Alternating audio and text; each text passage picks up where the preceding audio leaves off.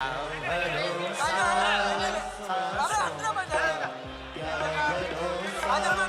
रुक जाए चलते चलते और रुक जाए। नमस्कार दोस्तों, कैसे हैं आप सब। स्वागत है आप सभी का आपके अपने YouTube चैनल पर। दोस्तों, बागेश्वर धाम की चर्चा इन दिनों भले ही तेजी से हो रही है, लेकिन इसका निर्माण बहुत समय पहले ही हो चुका था। बागेश्वर धाम में बालाजी महाराज का प्राचीन और चमत्कारिक मंदिर है। पंडित धीरेन्द्र शास्त्री से पहले यहाँ पीढ़ी दर पीढ़ी प्रसिद्ध संत दिव्य दरबार लगाते आए हैं, लेकिन शुरू में इसका प्रचार प्रसार इतनी तेजी से नहीं हुआ था जैसा कि आज है।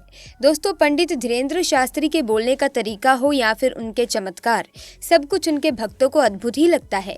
रोज सैकड़ों की संख्या में दूर दूर से लोग उनके दरबार में अर्जी लगाने और कथा सुनने के लिए आते हैं।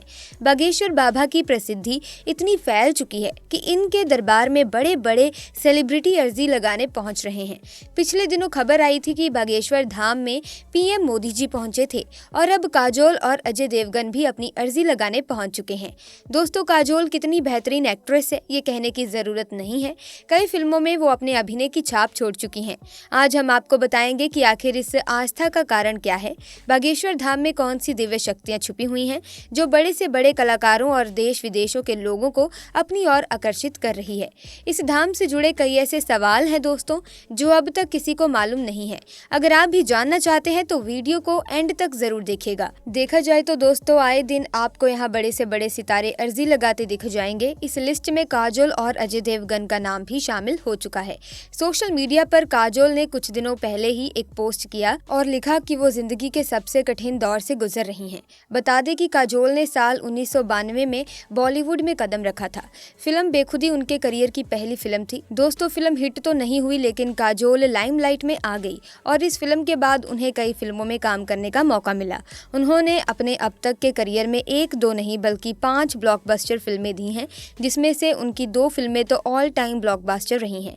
लेकिन आज के समय में उनकी फिल्मों का ना चलना उनके लिए सिरदर्द बन गया है। इसीलिए अपनी फिल्मों और सीरीज को हिट कराने के लिए उनसे जो बन पा रहा है वो कर रही हैं।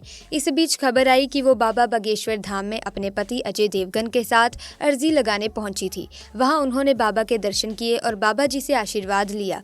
फिर उन्होंने अपनी परेशानी धीरेन्द्र शास्त्री जी को बताई और बाबा धीरेन्द्र शास्त्री जी ने उन्हें भरोसा दिलाया कि सब कुछ ठीक हो जाएगा, आप निराश ना हो।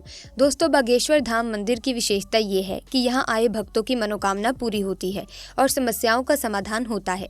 मान्यता है कि बालाजी महाराज और सन्यासी बाबा की कृपा से सब सिद्ध हो जाता है।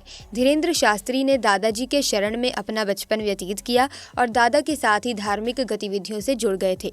साथ ही साथ वे दरबार भी लगाने लगे और जन कल्याण के लिए काम करने लगे। इस तरह से धीरेन्द्र शास्त्री को सिद्धि प्राप्त हुई। बालाजी महाराज के बागेश्वर धाम में मंगलवार के दिन भक्त अर्जी लगाने के लिए पहुंचते हैं, इसीलिए यहाँ मंगलवार के दिन भक्तों की भारी भीड़ उमड़ती है।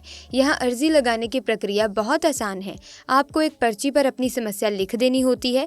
इसके बाद पर्ची को कपड़े में नारियल के साथ बांधकर यहाँ परिसर में रख देना होता है।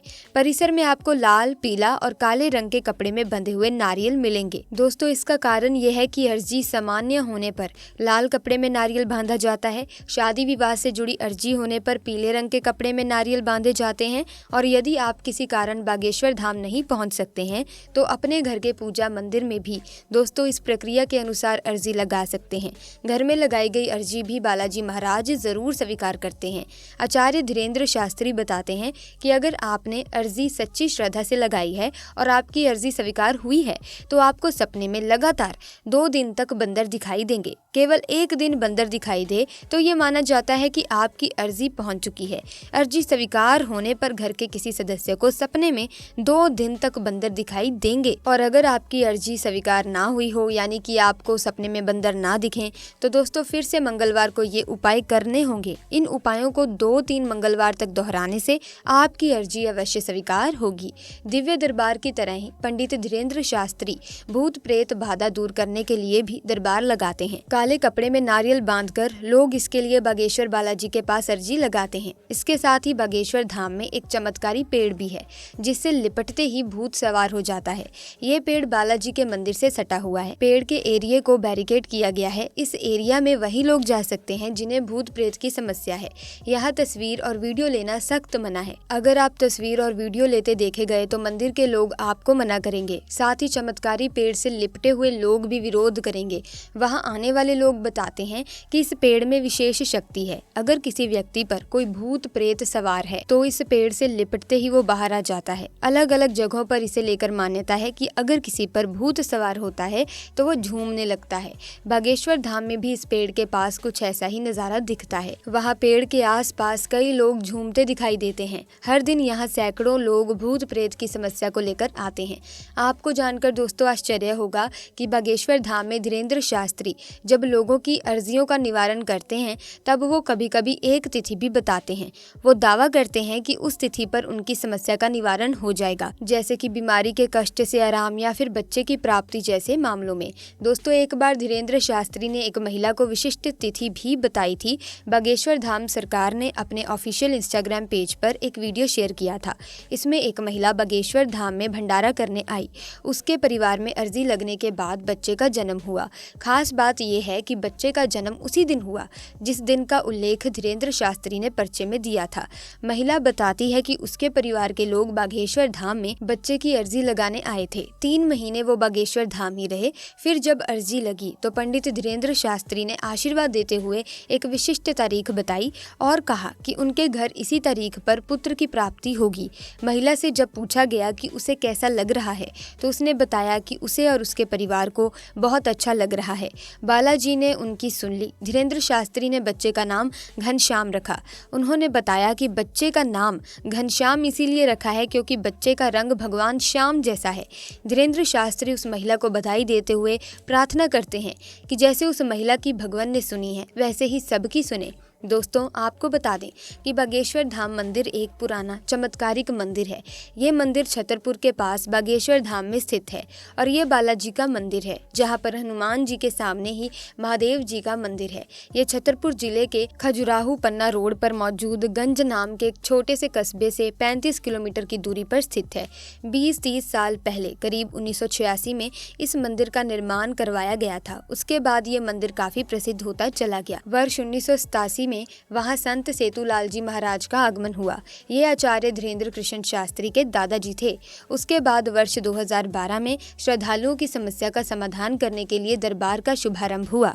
उसके बाद वर्ष 2016 में बागेश्वर धाम में भूमि पूजन हुआ और फिर भगवान बालाजी का धाम समस्याओं के निराकरण के लिए प्रसिद्ध हो गया। दोस्तों आज बागेश्वर धाम के पंडित गुरु धीरेन्द्र कृष्ण शास्त्री जी किसी के मोहताज नहीं हैं। जिस तरह से लोगों की परेशानी दूर कर रहे हैं उन्हें देखकर हर एक व्यक्ति बागेश्वर धाम जाने की इच्छा अपने मन में रख रहा है। निश्चित रूप से शास्त्री जी ने लोगों के मन में एक अपना विशिष्ट स्थान बना लिया है और अब धीरे धीरे कृष्ण शास्त्री जी प्रसिद्ध केवल देश में ही नहीं बल्कि विदेशों में भी हो रहे हैं। दरअसल दोस्तों हाल ही में एक्ट्रेस काजोल ने एक इंटरव्यू में बताया कि वो बाबा को बहुत ज्यादा मानती हैं। बाबा आम लोगों की तरह ही लोगों से संवाद करते हैं। बाबा में कुछ ऐसी बात है जो उन्हें लोगों से जोड़ती है। एक्ट्रेस ने बताया कि उनका पूरा परिवार बाबा बागेश्वर के बहुत बड़े भक्त हैं। ऐसे में दोस्तों अगर आप भी बागेश्वर धाम के भक्त हैं तो कमेंट बॉक्स में जय बाबा बागेश्वर धाम जरूर लिखना। साथ ही अगर वीडियो अच्छी लगी तो वीडियो को लाइक करें, शेयर करें और चैनल को सब्सक्राइब करके बेल आइकन को प्रेस करें ताकि आने वाली नई वीडियोस की अपडेट आपको मिलती रहे। आपका बहुत बहुत धन्यवाद।